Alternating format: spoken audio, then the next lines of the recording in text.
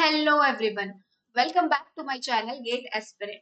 सो previous video में हमने देखा था सॉल्व एग्जांपल ऑन ऑपरेटर्स। आज की इस वीडियो में हम समझने जा रहे हैं डिसीजन मेकिंग स्टेटमेंट। सो हम देखेंगे आज के वीडियो में various types of decision making statements. Okay, so जल्दी से स्टार्ट करते हैं आज का हमारा ये वीडियो स्टार्ट करने से पहले मैं आपसे कहना चाहूंगी कि अगर आप इस चैनल पे नए हो तो प्लीज इस चैनल को सब्सक्राइब कीजिए सो दैट नए नए वीडियोज में आप तक पहुंचाते रहो। तो स्टार्ट करते हैं हमारा आज का ये वीडियो। तो सबसे पहले हम देखेंगे कौन कौन से different different types of decision making statements है। फर्स्ट फर्स्ट हम देखेंगे if statement, the second if else statement, then उसके बाद आपका नेक्स्ट है nested if else, then if else ladder, then if else else if, ये भी स्टेटमेंट है। देन उसके बाद स्विच स्टेटमेंट, यानी स्विच केसेस होंगे। तो ऐसे मल्टीपल आप डिसीजन मेकिंग स्टेटमेंट्स देखोगे। आज के वीडियो में हम if statement and if else statement देखने वाले हैं। तो फर्स्ट हम देखते हैं इफ स्टेटमेंट। काफी सिंपल है इफ स्टेटमेंट। सबसे पहले हम सिंटेक्स लिख लेते हैं इफ स्टेटमेंट का। इफ सेंटेंस का इफ का सिंटेक्स काफी इजी है। सबसे पहले आप इफ लिखोगे, देन राउंड ब्रेसेस डालोगे, यहाँ पर आप कंडीशन लिखोगे। ओके, यहाँ पर आपने कंडीशन लिखी, then curly braces open, curly braces close, और इसके अंदर आप लिखोगे मल्टीपल स्टेटमेंट्स। यहाँ पर आपने मल्टीपल स्टेटमेंट्स लिख दिए, एंड लास्ट में आप लिखोगे सेमीकोलन। ठीक है, सेमीकोलन का मतलब है कि आपका स्टेटमेंट जो है वो एंड हो चुका है। ठीक है, देन इफ ब्लॉक के बाहर भी कुछ स्टेटमेंट्स होते हैं। अगर इफ ब्लॉक के बाहर भी आपने कुछ स्टेटमेंट लिखा हो तो वो भी एक एक करके एग्जीक्यूट हो जाएंगे। ठीक है, अब इसकी वर्किंग समझते हैं। सबसे पहले आप आए इफ, कर्सर आपका इफ ब्लॉक पे आया। इफ के अंदर आपने लिखा कुछ कंडीशन। अब कंडीशन के अंदर दो ही केसेस है। ठीक है, दो ही केसेस होते हैं कंडीशन में, या तो आपकी कंडीशन ट्रू है या तो आपकी कंडीशन फॉल्स है। ठीक है, अगर आपकी कंडीशन ट्रू है तो आप चले जाओगे इफ ब्लॉक के अंदर। ठीक है, अगर आपकी कंडीशन ट्रू है तो आप चले जाओगे इफ ब्लॉक के अंदर। अगर आपकी कंडीशन फॉल्स है तो आप क्या कर जाओगे, इफ ब्लॉक के बाहर आ जाओगे।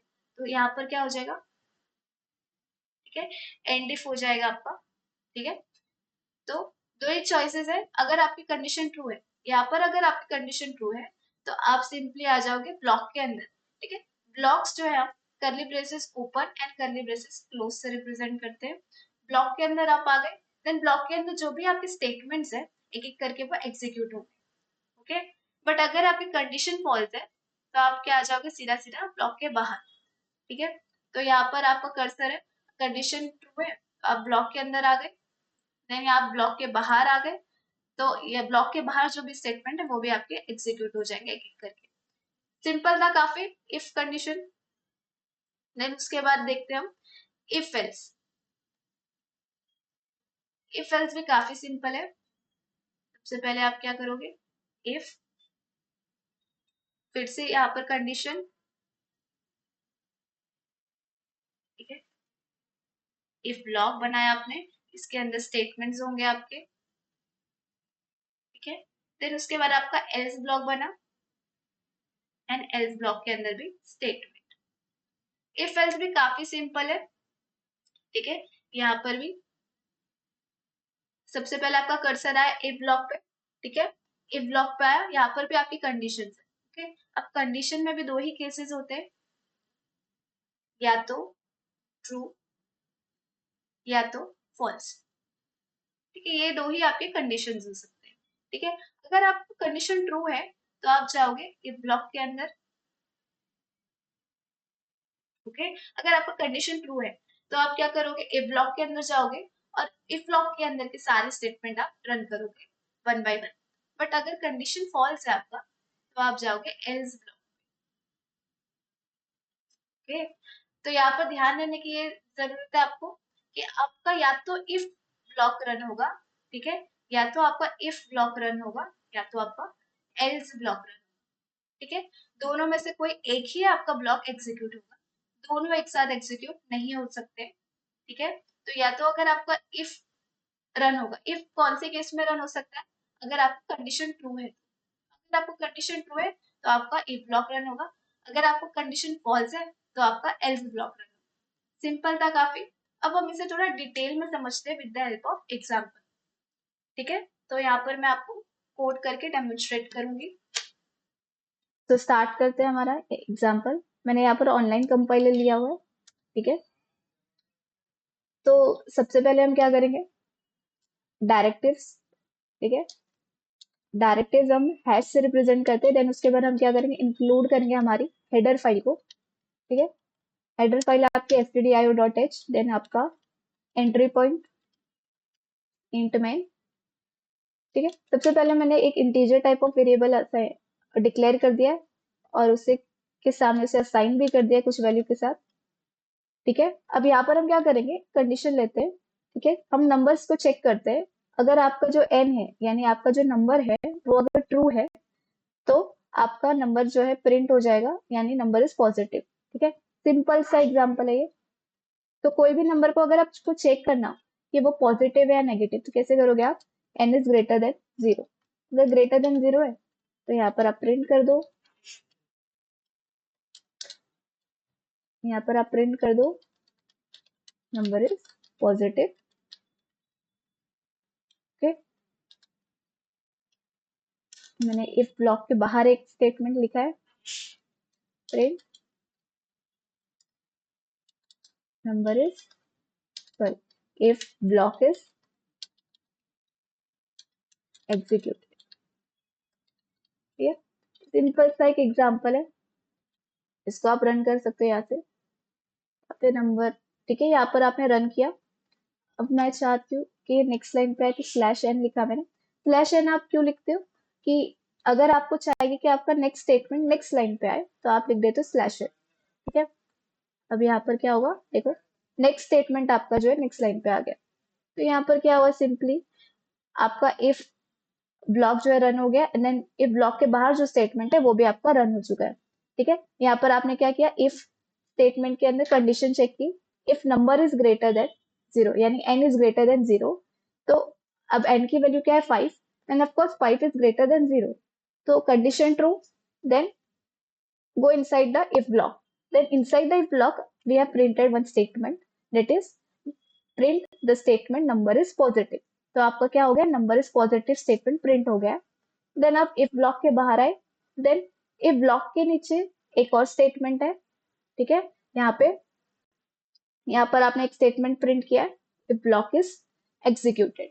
सिंपल था ये एग्जांपल। ठीक है, अब इफ एल्स का एक एग्जांपल देख लेते हैं। ठीक है, अब मैं क्या करना चाहूंगी, नंबर को चेक करना चाहूंगी कि नंबर पॉजिटिव है तो पॉजिटिव प्रिंट होना चाहिए, अगर नंबर आपका नेगेटिव है तो नेगेटिव प्रिंट होना चाहिए।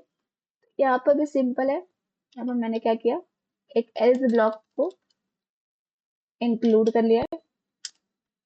एल्स ब्लॉक में मैंने क्या किया, प्रिंट किया है नंबर इज नेगेटिव। सिंपल है ये। देखो, अब इसे समझने की कोशिश करते हैं। अगर आपका कंडीशन ट्रू है, ठीक है, तो go on if block, else go on else के स्टेटमेंट्स। ओके, तो अगर आपका कंडीशन ट्रू है, लेट्स से यहाँ पर n की वैल्यू 5 है, तो 5 इज ग्रेटर देन 0, तो आपको ये स्टेटमेंट यानी इफ ब्लॉक के अंदर का जो भी स्टेटमेंट है प्रिंट हो जाएगा। एंड सिंपली यहाँ पर मैं एक और स्टेटमेंट प्रिंट करूंगी,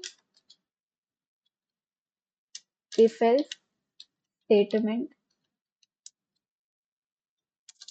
एग्जाम्पल। ठीक है, तो यहाँ पर ये रन कैसे होगा, फर्स्ट आपका क्या होगा, इफ के अंदर का कंडीशन चेक होगा। तो कंडीशन क्या है, n is greater than 0, yes 5 is greater than 0। Then आप इफ ब्लॉक के अंदर चले गए, देन ब्लॉक के अंदर आपका जो भी स्टेटमेंट है वो आपका एग्जीक्यूट हुआ। देन इफ ब्लॉक के बाहर आया, देन उसके बाद आप एल्स में नहीं जाओगे, सीधा आप जाओगे एल्स के बाहर, यानी एल्स के नीचे वाले स्टेटमेंट में, एल्स के नीचे वाला स्टेटमेंट है if else statement example. Okay, तो अगर आपकी कंडीशन ट्रू है तो आपका आउटपुट क्या आना चाहिए, number is positive and if else statement example. ये आपके दो स्टेटमेंट प्रिंट होने चाहिए। ठीक है, और अगर आपका कंडीशन फॉल्स है तो आपका क्या प्रिंट होना चाहिए, एल्स, एल्स के ब्लॉक के अंदर जो भी स्टेटमेंट है number is negative and if else statement is executed, या फिर इफ एल्स स्टेटमेंट एग्जाम्पल। ठीक है, यहाँ पर ध्यान देने की जरूरत है, या तो आपका इफ रन होगा या तो एल्स रन होगा, दोनों एट अ टाइम रन नहीं हो सकते। ठीक है, तो यहाँ पर हमारा फर्स्ट कंडीशन ट्रू था, तो इफ हमारा रन हो गया, देन उसके बाद एल्स के नीचे वाला जो भी स्टेटमेंट है वो रन हो गया। ठीक है, अगर ये हमने कमेंट कर दिया तो आपका सिर्फ इफ वाला स्टेटमेंट रन होगा। ठीक है, एल्स के अंदर वो जाएगा ही नहीं। ठीक है, अगर ये कंडीशन फॉल्स होती, लेट्स से यहाँ पर माइनस है, ठीक है, तो इस केस में कंडीशन आपकी फॉल्स हो जाएगी, तो आपका एल्स वाला ब्लॉक रन हो जाएगा। ठीक है, इफ के अंदर आपका कर्सर नहीं जाएगा। सिंपल सा एग्जांपल था। एक और आप एग्जांपल ले लेते हैं। लेट्स से आपको चेक करना है आपका जो एज है वो एलिजिबल है वोट करने के लिए या नहीं। ठीक है, इस केस में, इस एग्जांपल में हम क्या करेंगे, यूजर डिफाइन हम नंबर लेंगे, यानी हम यूजर से इनपुट लेंगे। ठीक है, ये वेरिएबल ऐसे रहने देते हैं। ठीक है, पहले हम क्या प्रिंट करेंगे टर्मिनल में, enter your age, enter your age, then उसके बाद हम इनपुट जो है स्टोर करेंगे एक वेरिएबल पे। ठीक है, यहाँ पर आप यूजर से integer type of variable input मांग रहे हो, तो आपका स्टोर भी होगा इंटीजर। तो यहाँ पर मैंने फॉर्मेट स्पेसिफायर भी इंटीजर का डाला है, मैंने यहाँ पर एंड और यहाँ पर एंड। ठीक, सेमीकोलन लास्ट, स्कैन एफ है, यहाँ पे आपने क्या कर दिया, एंड के अंदर स्टोर कर दिया। लेट्स से मैंने यहाँ पर वेरिएबल का नाम एज रखा, एंड एज के अंदर मैंने यूजर का इनपुट स्टोर कर दिया। अब क्या करोगे आप, इफ के अंदर कंडीशन लिखोगे, if age is greater than और इक्वल टू 18। अगर आपकी एज जो है वो 18 से ग्रेटर है या इक्वल टू 18 है, तो then you are eligible to vote. ठीक है, then you are eligible to vote, you are eligible to vote. Else क्या हो जाएगा, you are not eligible to vote. ठीक है, you are not eligible to vote. ठीक है, तो हमने क्या किया, अगर आप 18 या 18 से ग्रेटर हो then you are eligible to vote, नहीं तो क्या हो जाएगा, you are not eligible to vote. Simple है, इसको रन करते हैं।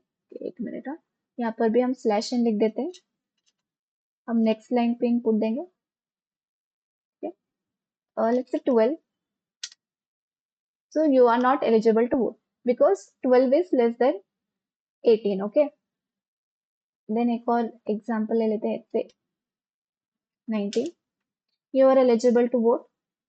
okay, एक और example, let's say 18, then also you are eligible to vote because यहाँ पर हमने क्या किया, greater than and equal to. ठीक है, ग्रेटर देन इक्वल टू यानी 18 या 18 से ग्रेटर। तो ये सिंपल सा एग्जांपल था आज का हमारा। ठीक है, होप सो आपको ये इफ और इफ एल्स स्टेटमेंट समझ आया हो। सो आज के वीडियो में बस इतना ही, मिलते हैं नेक्स्ट वीडियो में नए एग्जाम्पल, नए कंसेप्ट के साथ। सो अगर आपको ये वीडियो पसंद आई हो तो प्लीज लाइक कीजिए, शेयर कीजिए और हिट कीजिए बेल आइकन को।